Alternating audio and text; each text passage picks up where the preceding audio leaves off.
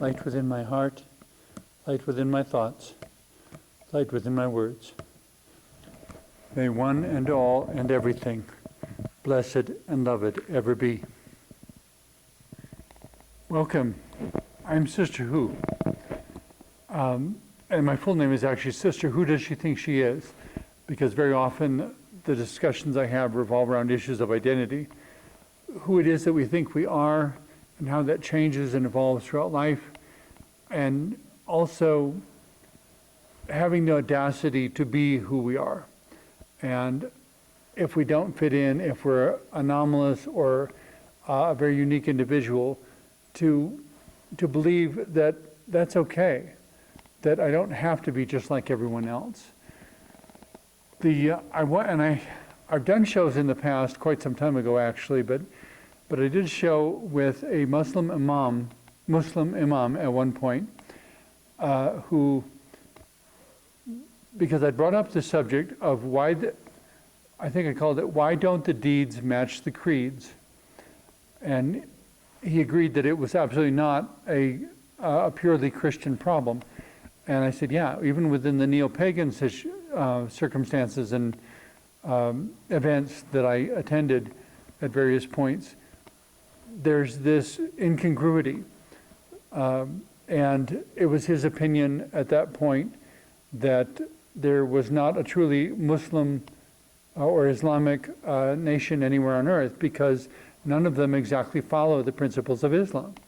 Yes, I said yes, in the same way that the United States is not specifically a Christian nation. We don't abide by Christian principles or practices, and as stated within the Bible.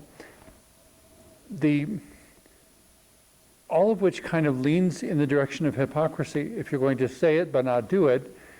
There was one minister who gave the expression, I don't know where it started though, do as I say but not as I do, which is kind of recognizing that the face in the mirror is probably the closest hypocrite one would have to acknowledge. But I'm not ready to say that everyone is a hypocrite, because I know that there are at least some of us who are at least trying not to be. And I had a very heated discussion with a minister at one point, that I was very shocked to have the discussion, because I was describing integrity and being honest, and the minister basically said to me, "Who do you know who doesn't lie?" And I was shocked that he would even ask such a thing, or that he would want me to presume that even ministers and everybody at church and everywhere was a liar. And I finally just said, after a long pause, I aspire to be that person. And he had nothing more to say at that point. Because I do believe in honesty and truth, and I don't believe lying is essential. But a lot of that comes back to how much we have prepared each other to be able to integrate the truth. There was one movie preview for a movie I didn't see where it was one man yelling at another, "You can't handle the truth." And I didn't go see the movie, but it raises the question of, can we handle the truth? And if we can't handle the truth, is it possible to be anything except a hypocrite? Then again, the word hypocrite or hypocrisy is usually not invoked until someone has knowledge that there is an incongruity, that this is what I am preaching, this is what I am saying I do, and this is what I'm actually doing. Something a little bit different. At least different, probably the opposite direction. And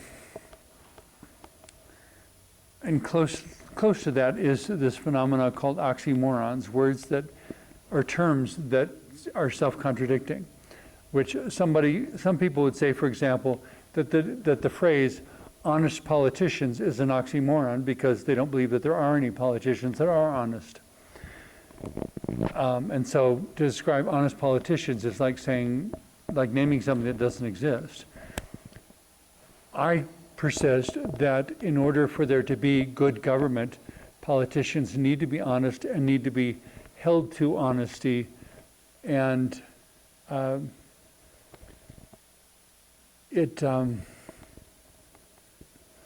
There's so many things that are so close to hypocrisy. I'm trying to make sure I don't go off on too many tangents here, but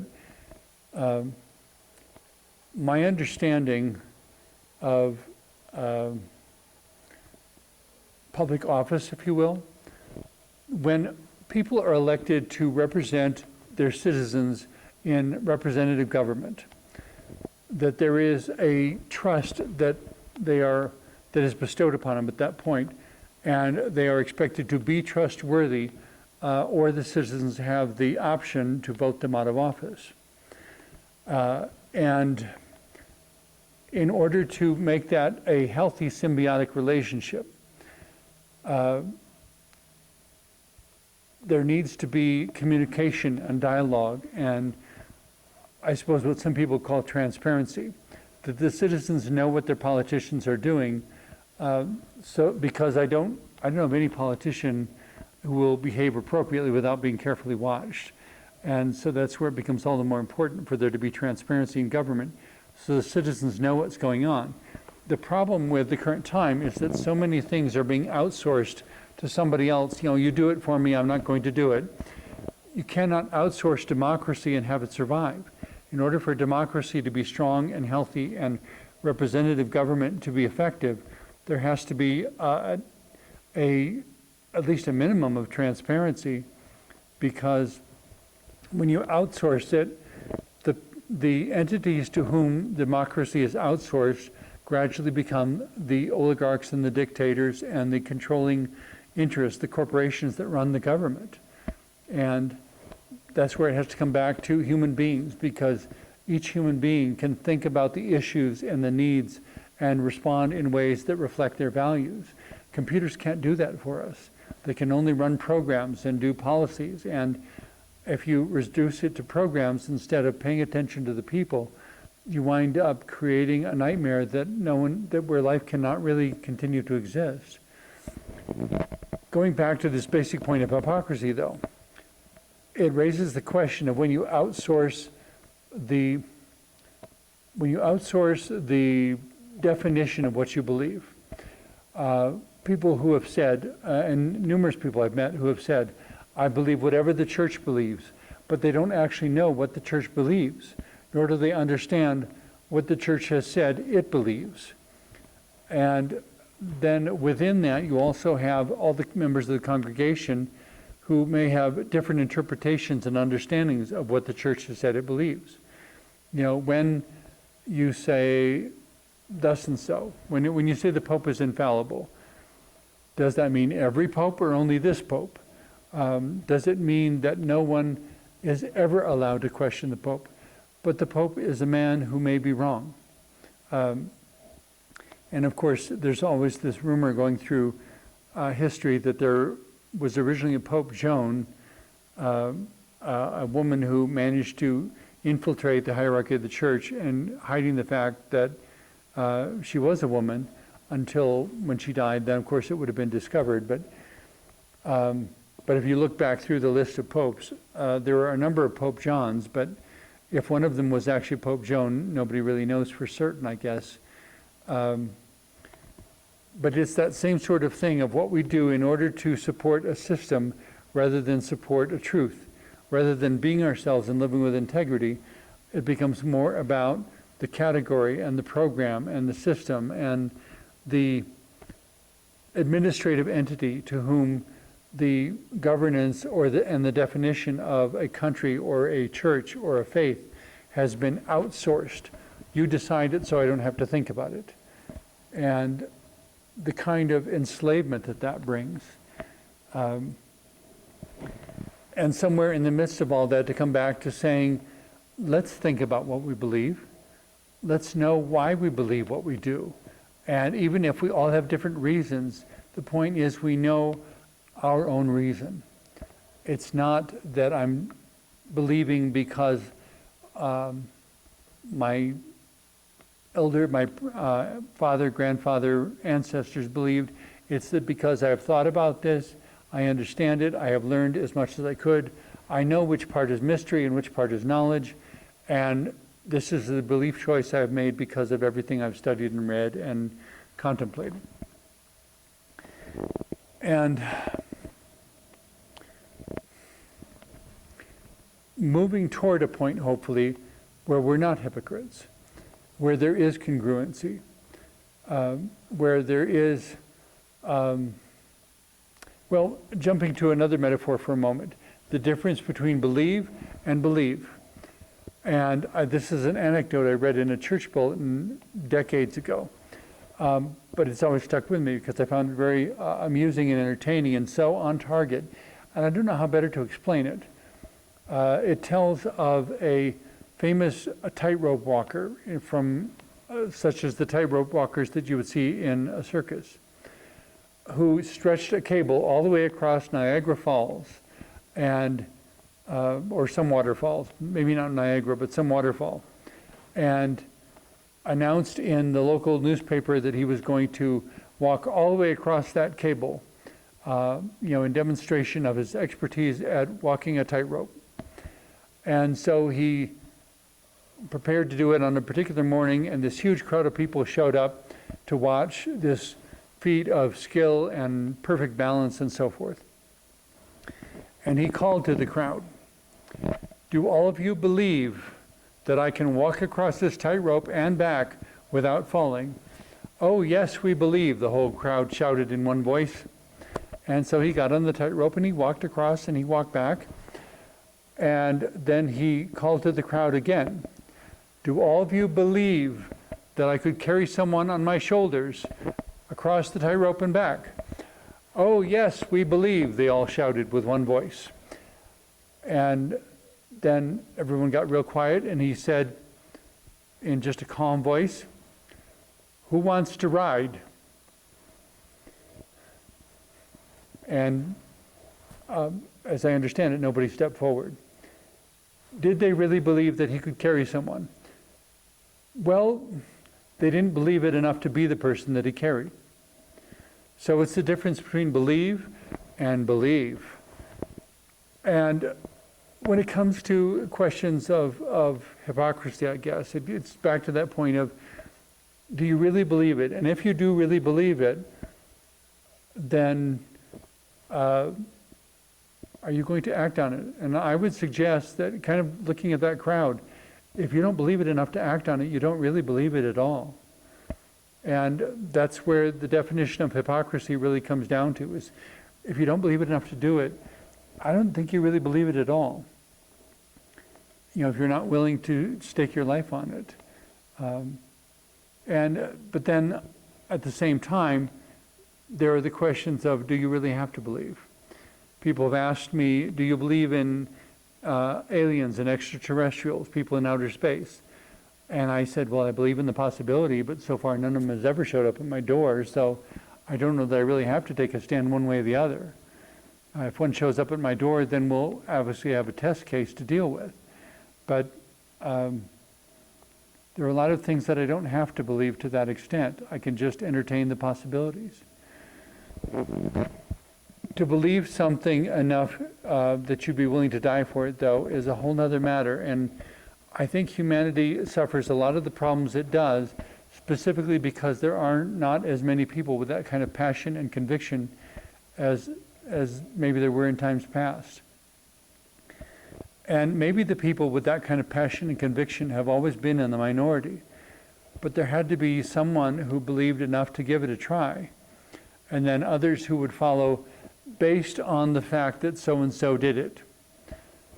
At the time that, and I'm sure it's controversial in all sorts of other ways, but at the time that Columbus sailed across the ocean and ran into North America, he believed he would run into the East Indies because he didn't believe North America existed.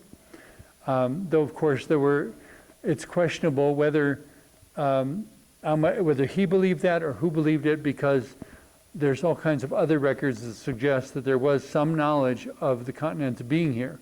But he said the reason he called the people the Indians when he landed in North America, or actually Central America, if I remember correctly, was because he was expecting to have gone to the East Indies, and took a bit of convincing to inform him that he didn't. There's a whole other continent there. But there had to be enough faith to get in the boat and sail out in the ocean and let the landmass with which he was familiar disappear, to where he could see nothing but water for weeks. And there was even some rumor in one story I heard that his crew were about on the edge of mutiny when they finally saw land again, and everybody took hope that they were not going to starve to death in the middle of the ocean in a boat. Do you believe?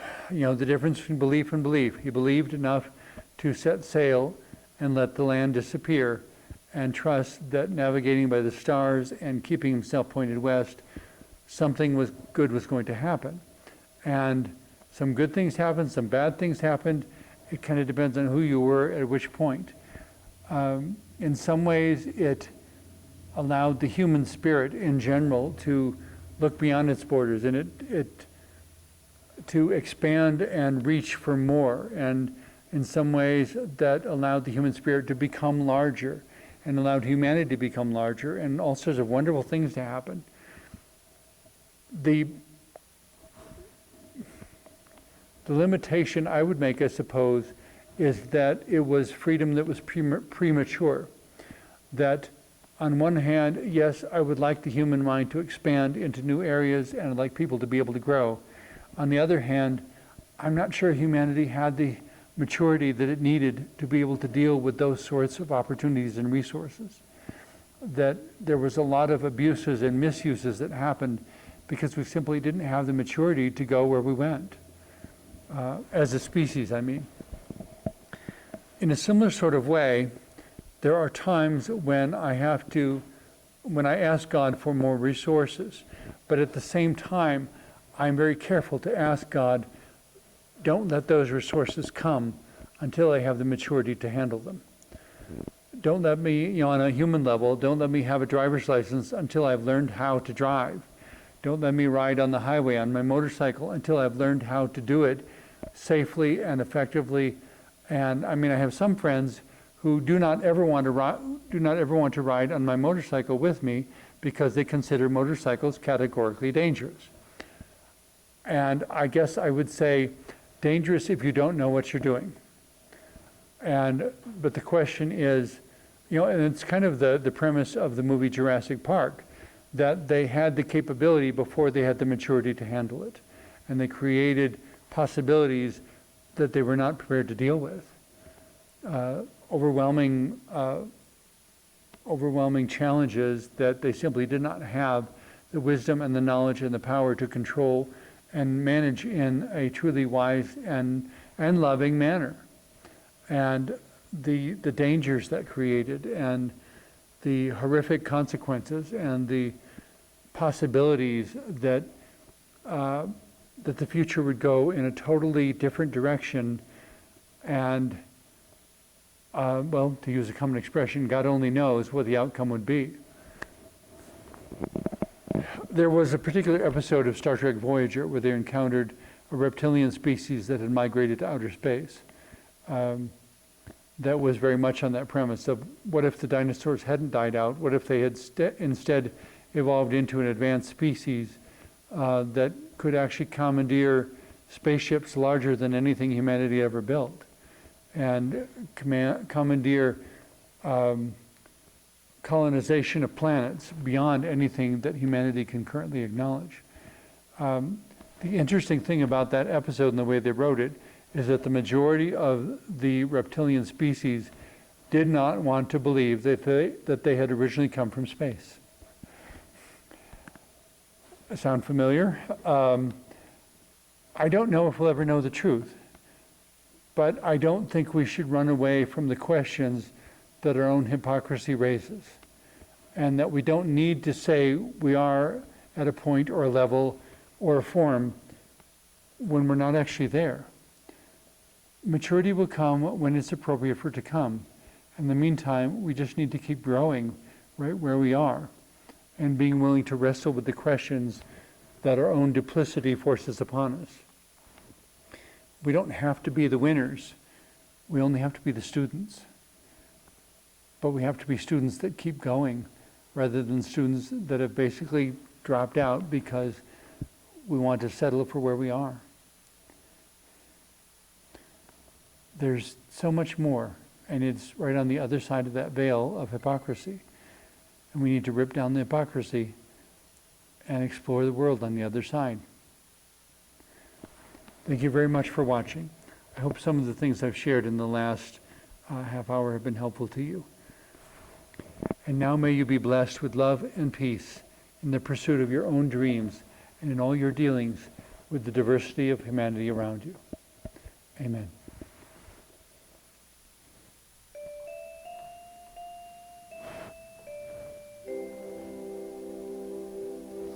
Candles, incense, handheld tools, and instruments that sing, implements to do the work otherwise unseen, moving heart and mind through thoughts and feelings difficult to hold, inviting life to re-emerge and wondrously unfold. Rituals of loneliness and rituals of pain, rituals that part the clouds so sun can shine again. I'm going through the motion, not always knowing what they mean, trusting there are reasons that can't always be seen. Yet somehow in my heart I know those reasons know the ways that tomorrow's shining victories grow from transformed yesterdays. From what has been to what will be, through present marching on, sifting out a melody for a yet unwritten song, crafting meaning, purpose, and intent from what memories define, allowing that the path I walk may be only mine. Rituals of loneliness and rituals of pain, rituals that part the clouds so sun can shine again. I'm going through the motions, not always knowing what they mean, trusting there are reasons that can't always be seen. Yet somehow in my heart I know those reasons know the ways that tomorrow's shining victories grow from transformed yesterdays, and tomorrow's shining victories grow from transformed yesterdays.